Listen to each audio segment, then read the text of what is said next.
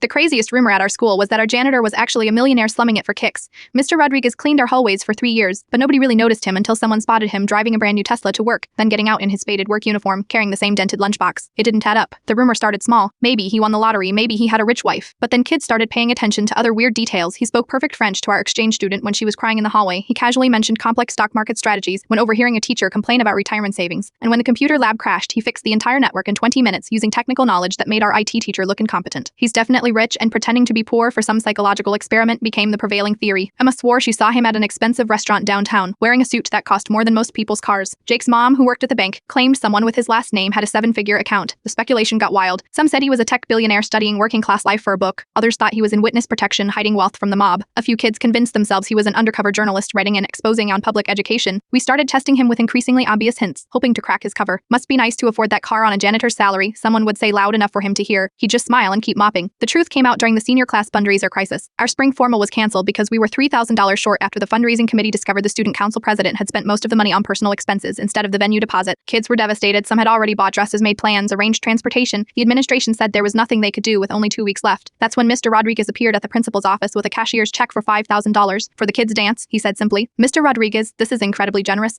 but I can't accept it's anonymous, he interrupted. Just say it came from a concerned alumnus. But word got out anyway. By lunch, everyone knew. The next day, Emma cornered him in the hallway. So you really are rich, aren't you? Mr. Rodriguez leaned on his mop handle, looking tired. I invented a small piece of software in the 90s, sold the company for more money than I knew what to do with. The hallway had gone quiet. Other students were gathering around. So why are you here cleaning bathrooms? Jake asked. Because money doesn't give your life meaning, Mr. Rodriguez said. After I sold the company, I was miserable, had everything felt empty. This job, seeing you kids grow up, graduate, succeed, that matters. He gestured around the school. I've watched some of you struggle with problems that money could easily solve, but I also learned that just throwing cash at people doesn't help them grow. But you helped us with the dance, Emma pointed out. That was different. You earned that money through hard work. The theft wasn't your fault, someone asked. Don't you miss being rich? Mr. Rodriguez chuckled. I am still rich. I just choose to spend my days doing something worthwhile instead of sitting in boardrooms. From that day forward, everything changed. Kes started actually talking to Mr. Rodriguez, asking advice, sharing problems. He became the adult that students trusted most in the building. He never mentioned his wealth again, but he quietly helped kids in ways that mattered. A laptop for someone whose family couldn't afford one. Groceries delivered anonymously to struggling families. College application fees paid for kids who qualified for scholarships but couldn't afford the processing costs. The rumor evolved into something better. Respect for someone who proved that character matters more than appearances, and our spring formal. It was the best dance in school history, funded by someone who cared more about our happiness than his own recognition.